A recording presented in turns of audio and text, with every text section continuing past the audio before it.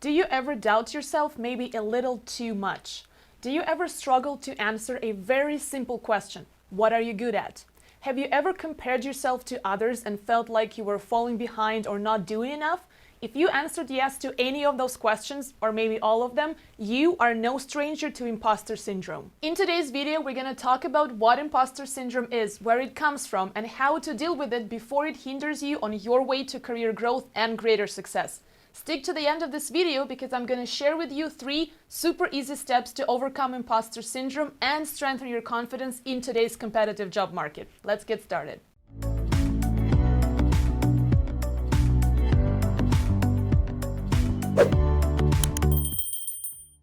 Hello everyone, it's Anna from CV Labs and we're back talking about how to make your job search easier and get you hired for that fantastic job you want and deserve.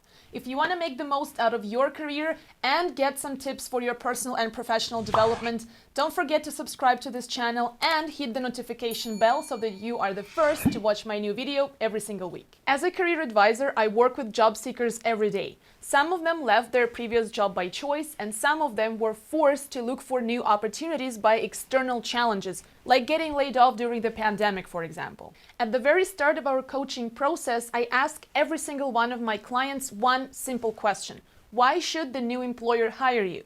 And that question puzzles them every single time.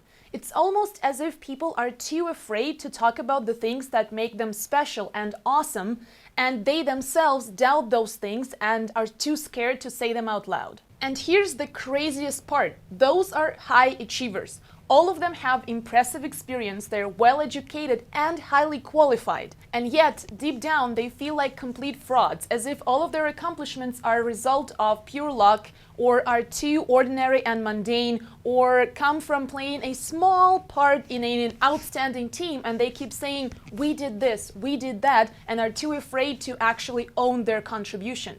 You're amazing. Oh, the writing was good. And the director's good. And my co-star's good.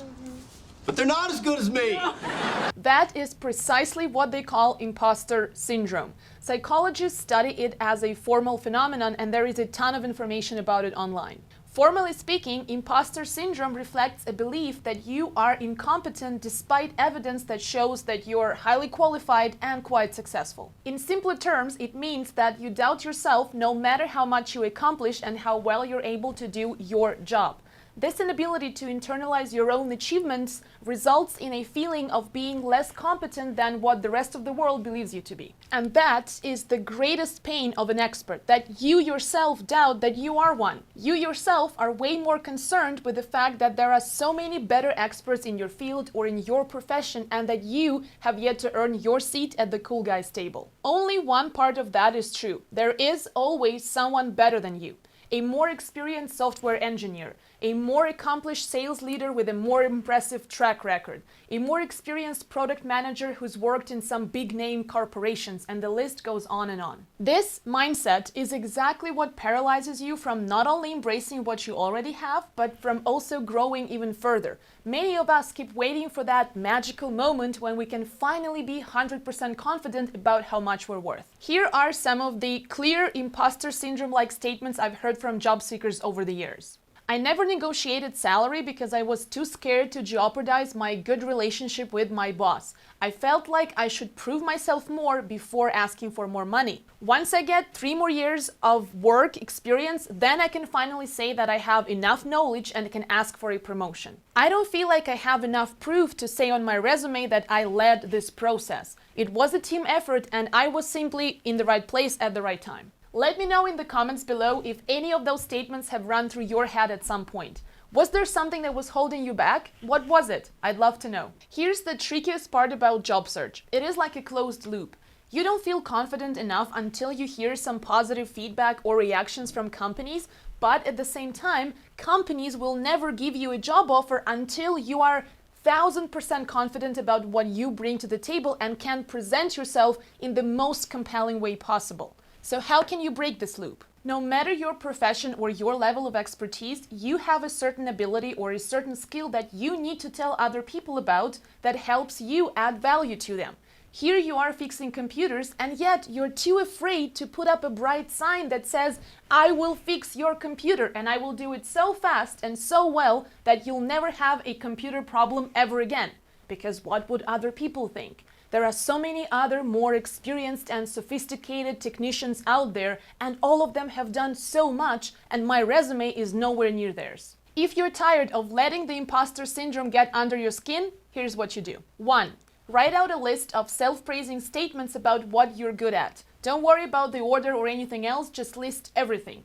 For example, you could write, I'm a good salesman, or I learn very fast on the go, or I deliver good results. Now comes step 2. Look at each of those statements and add details, as in, how does this quality manifest itself? How can you prove it? For example, clients love working with me and they always ask to speak to me instead of someone else on the team. Do you have any positive client reviews? Where are those people who can testify to how good you are at sales? Have you worked with some well-known brands? If so, which ones? When you present yourself with that proof, you disarm your inner imposter. There's nothing you can say against facts, against real proof. And that is the fastest way to shut down the imposter syndrome. And finally, here comes the most important step. Step number 3.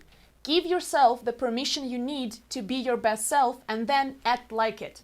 You are capable of accomplishing great things, but first you need to allow yourself to be successful. No, she wants to talk to you. Really? Oh my God, I'm successful. If there are real facts, real proof showing you that there are things to be proud of, things you've accomplished, the only obstacle that stops you from believing it is yourself. What is that limiting belief? What would it take for you to think bigger and own your success? What are you afraid of? Some people think that being successful means making a certain amount of money, or behaving a certain way, or owning certain things. And such mental programming is going to lead you nowhere. Truth is, success is a very subjective thing, and you have the power to define what success means to you. For example, the fact that you've learned more this year than any year before that is success. Or so is the fact that you finally realized what you really want in life, stopped pretending and went after it. No matter what success means to you, you must define it, own it, and live up to it. Forget about the society's definition of what success is. Write your own definition and move in that direction. And give yourself that internal permission to be proud of who you are and everything you've done to get to where you are today. That permission to accept yourself the way you are, feel confident in your skin, and not take everything you've accomplished for granted. What's your best advice for someone who's fighting imposter syndrome?